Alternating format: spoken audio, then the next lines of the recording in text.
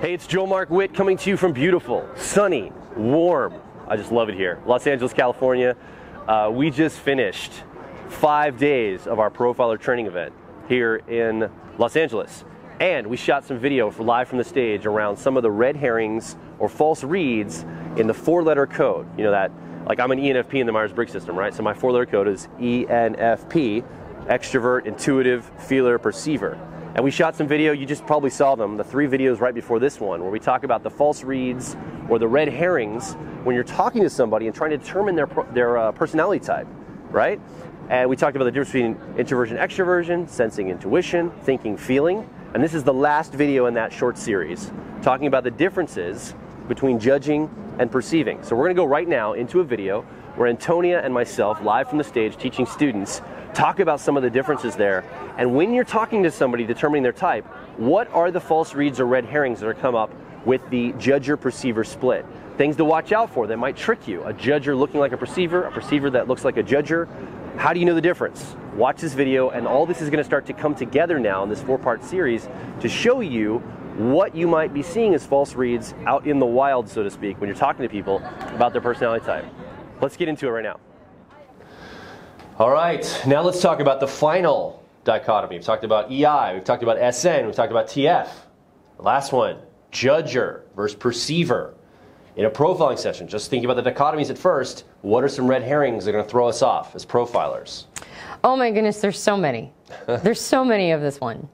So this stereotype is that judgers like everything clean and organized and no object out of place, and perceivers are wild, chaotic messes of human beings that just throw things all over the place and have no sense of organization or structure at all. And the challenge is that no human being can actually occupy a completely organized space and keep their sanity, and nobody can completely occupy a disorganized, chaotic space and keep their sanity. So in order to be complete people, we actually have to have both organization and freedom. And so the judger-perceiver orientation lets us know which world that we prefer our organization in and which world we prefer our freedom in. For judgers, it's an outer world organization to have inner world freedom.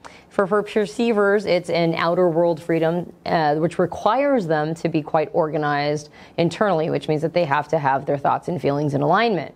The challenge with this is there's an end game involved, an end game which might not be obvious to other people, which is if a judger feels like they have the freedom to go inside, their threshold for what level of organization they need in the outer world to achieve that might not pass or parse other judgers' qualifications. So if you're a judger and you see somebody else more organized than you are, you might assume they're a perceiver because you would need more organization in order to achieve the same result of going in-world and having inner-world freedom. And the same thing can be said for perceivers. If somebody's more organized perceiver and you're using yourself to calibrate, you're going to assume that person is a judger because you are able to have more freedom in the outer world, and somebody else who appears to require a little bit more structure is going to automatically not resonate with you as a perceiver. The other thing is that sometimes perceivers, because they have to have inner world alignment, that means that they create senses of conviction around certain things. And if something that is a judger trait gets integrated into what is important to them and into their value system, then they will start looking like a judger because a judger value got integrated. And so I've seen perceivers believe that it is absolutely crucial to be on time for everything. It's just a value that's important to them. To somebody who's trying to profile them, they would assume that person was a judger because isn't it a judger trait to always be on time? Yeah. Right? And isn't it a perceiver trait to have a messy desk? But sometimes judgers, it's just not high leverage for them because oftentimes they're thinking in terms of ROI, of energy management as well. And so a judger might allow things to stack up or be a little bit messy because they're doing cost-benefit analysis on their energy in the outside world and they only have so much to allocate, and that just wasn't at the top of their list. So a person could see that pile of mess on their desk and assume, well, I would never be able to deal with that, so therefore that person must be a perceiver.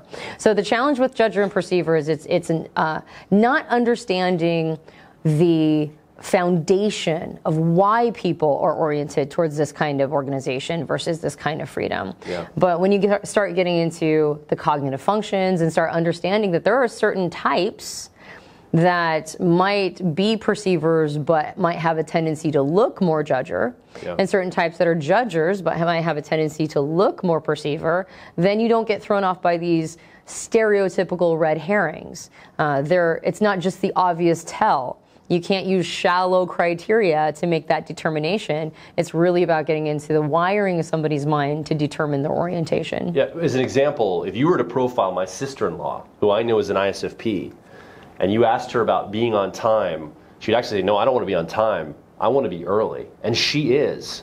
She's very early for every appointment that she shows up to. And it's like a core ethic for her to be early for every appointment that she shows up to. But when she gets to that appointment, she doesn't often have the resources she needs, or when she shows up to that event or whatever, sometimes she forgets some of the details or the resources she needs. So she's anchored into her authenticity process as an ISFP to be on time or early for things. But she isn't as organized as a judger, so she might give you a false read as an example in a profiling session, because she would report that, but if you didn't know what you were looking for, you might think, okay, she must be a judger, right? How many, by the way, just a quick survey here, how many judgers, you do have some areas of your life you allow to be unorganized, the outer world areas, right? Okay. And how many perceivers, there's like parts of your life, even the outer world, you have very organized, right? Yeah, many of you, right? Many of you on both sides.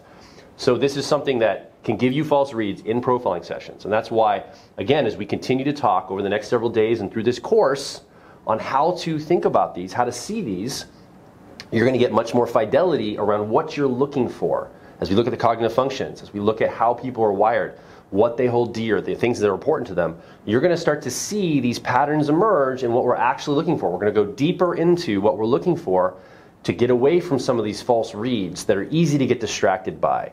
So let's go ahead and now transfer from this and get into some of that core content and start learning some of the distinctions here and things that we can be looking for between all of these dichotomies, and then we'll take what we just talked about in the red herrings and apply it to what we're going to learn next.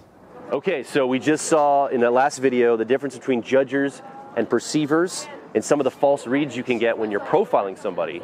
And in the last 3 videos, we talked about the differences in the introversion, extroversion, sensing, intuition, thinking, feeling. So now you're starting to get a bigger picture of how all this plays together when you are profiling or trying to determine someone's personality type. What are the false reads? What are the red herrings that you might find when you're determining that with somebody? And this is just a little piece of what we talk about. This, I mean, it's just really quick, right? Just a little slice of some of the content we talk about over 5 days, and also some digital content too, for profiler training. Love to have you be a part of it. I think you'd really get a lot of benefit out of it, especially if you're somebody who loves to be profiling your friends or family and you're very interested in understanding other people and how they tick and being able to help them, and yourself too, determine your personality type and your best growth strategies. So I'm very excited. Take what you've seen in those last videos, apply it in your life, and hopefully someday we get to see you in profiler training. We'd love that too.